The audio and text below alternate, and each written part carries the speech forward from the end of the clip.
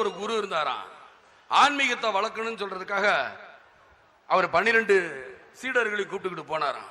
அப்போ ஒரு சீடர், எல்லா சீடர்களும் சின்ன சின்ன பொருளா கையில் எடுத்து வச்சுக்கிட்டானா. ஒரே ஒருத்தன் மாத்திரம் ரொம்ப பெருசா தலையில தூக்கி வச்சானா. குரு பார்த்து சிரிச்சாரா. எல்லா சீடர்களும் கிண்டல் பண்ணாங்க, ஏன்டா நாங்களே இவ்வளவு சிறுசா எடுத்து நீ ஏன்டா இவ்வளவு பெருசா எடுத்துக்கிட்டேன்னு.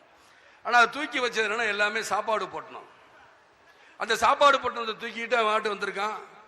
காலையில எல்லாம் சுற்றுப்பயணம் முடிச்சுட்டு மத்தியானம் உட்காந்துருக்காங்க. சாப்பிட பாதி பட்டணத்தை கொடுத்தா, ராத்திரி கொடுத்துட்டான். மறுநாள் காலையில மீதி உள்ளதை கொடுத்துட்டு ஹாயா இருந்தான்.